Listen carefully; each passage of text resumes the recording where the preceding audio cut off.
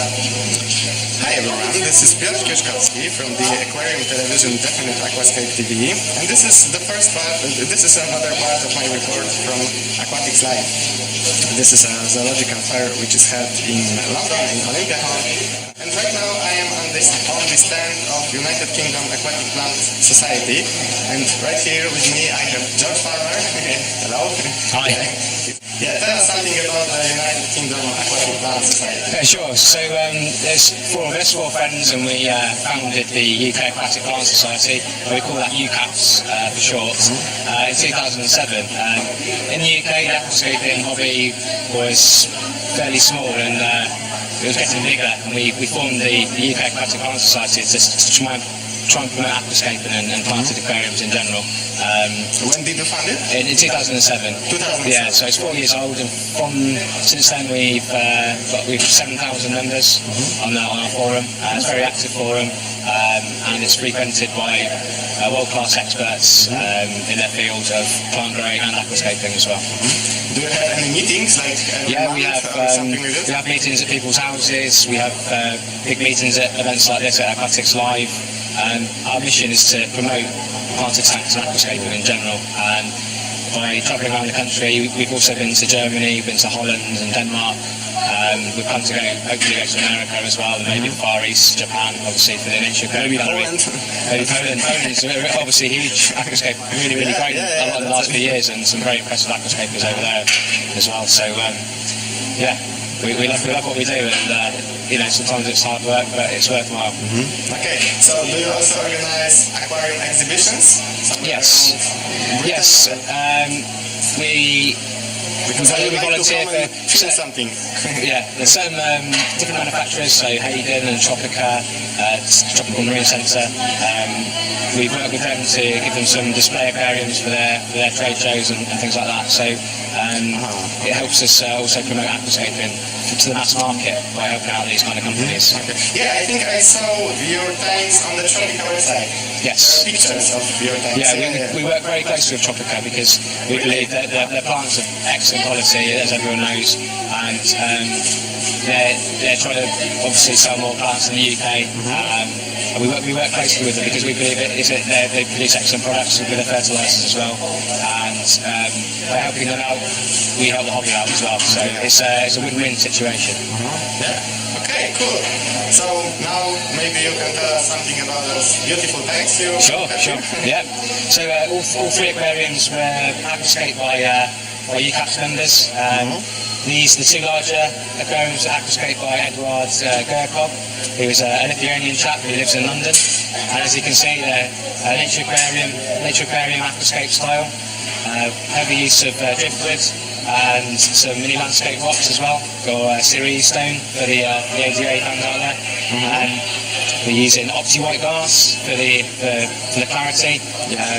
We have T5 lighting on the Arcadia luminaires. So we can speak about each tank separately, so we can start with this one. Okay.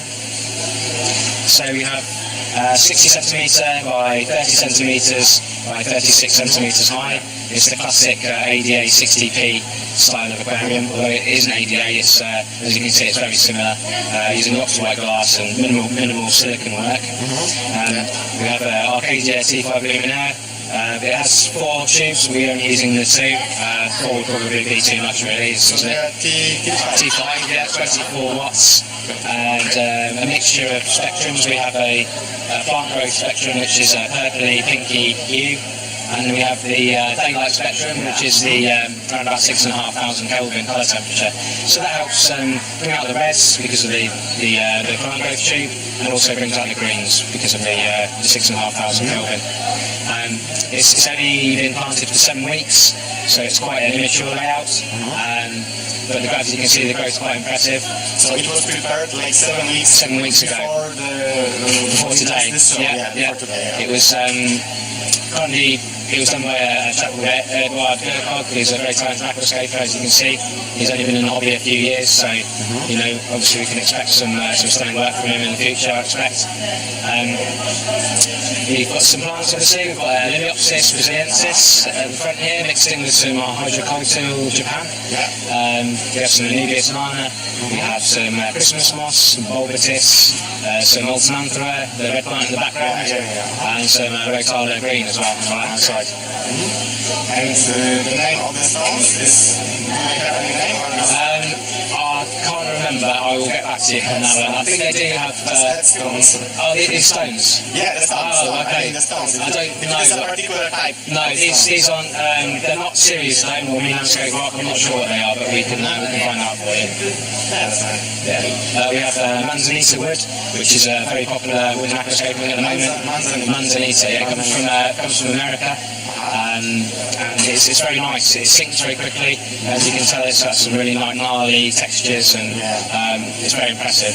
It is quite a soft wood, and you can scrape it away. So you have to be careful if you're cleaning algae. You have to be careful not to actually make too many indentations in the wood. But yeah, it's beautiful to work with. Yeah. Okay. So what's the fertilization here? Is there any fertilization? Yes, we have obviously the substrate, which is actually Akadama substrate, which we use in bonsai trees.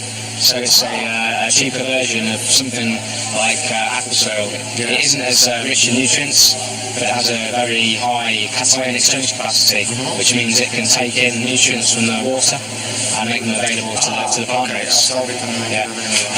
Liquid fertilisation. I'm not sure exactly on this tank, but I would suspect it would be something like a mixture of micronutrients and macronutrients every day, because we are using quite strong lighting and CO2 injection, so it's obviously very important to keep the plants well fed in the water column. So for those 7 weeks, only those 2 tubes were yes, that's right. on, or it was grown with 4? No, two tubes. It's all you need for aquarium this size. 224 watt tubes, built-in reflectors and a luminaire. And that produces quite a lot of light. I would suspect we're looking at probably about 50 to 60 micromoles PAR at the bottom, which is enough to grow any plants.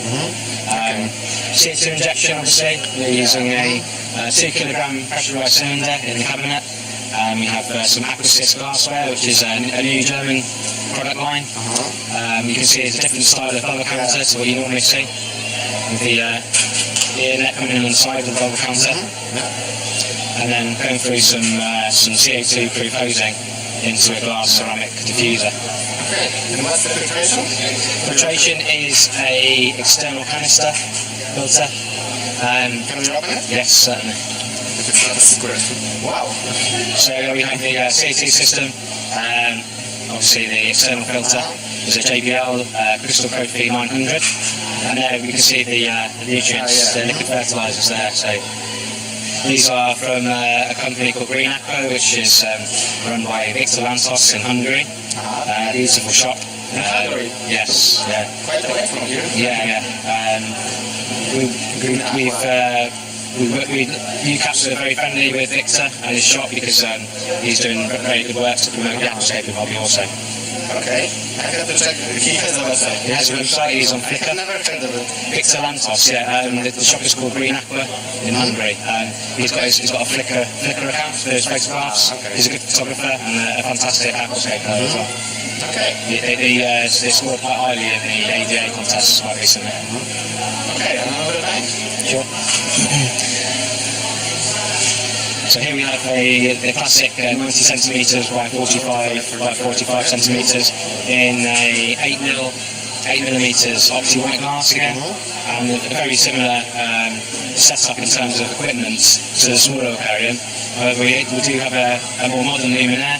It's an Arcadia luminaire, but it's the updated version, which is waterproofed because of new legislation, new laws about aquarium lighting. As you can see, we have a very similar CO2 system. And we have the CO2 drop checker here, which is reading that the CO2 is quite low at the moment, but because we've got fish in there, we don't want to put too much CO2. So you can see the substrate is actually an inert quartz gravel.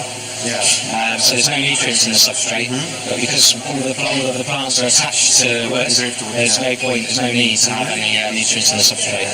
So planting, we have some Anubias Starburst, I believe this one's called. And we have Starburst, yes, yeah. It's not the petites, the petite is even smaller leaves. So I believe this is Starburst. I'm unsure if it's a Anubias species with a longer leaves, I don't know what they are. We have some Christmas moss, some Microsorum terapus needle leaf dragon fern. And again we have some Volbitis and some red leaves behind. And the red greens are Aponigeton Crispus red, which is a new species from Tropica.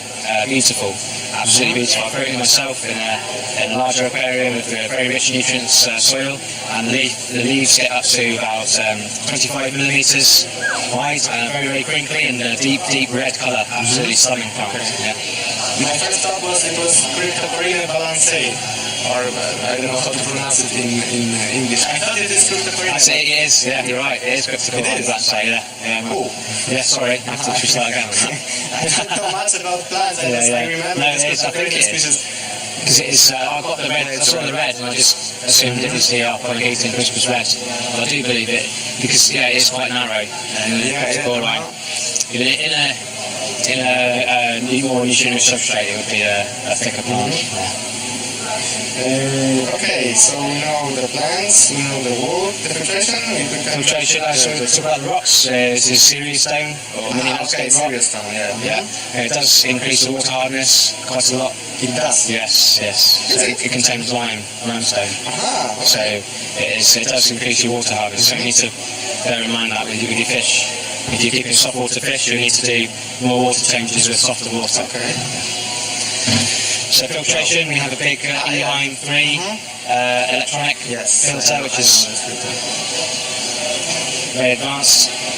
Spare Eheim Echo, just in case. And then we have the 2 kilogram fire extinguisher with regulator. So you just attach the CO2 system to a fire extinguisher? Yes, much less expensive. And we can get them refilled for quite, not much cash. Yeah.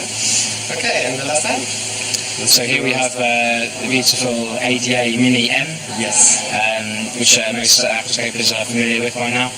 Again, it is opti-white glass. I'm unsure of the exact dimensions, but I'm sure you can find out relatively easily.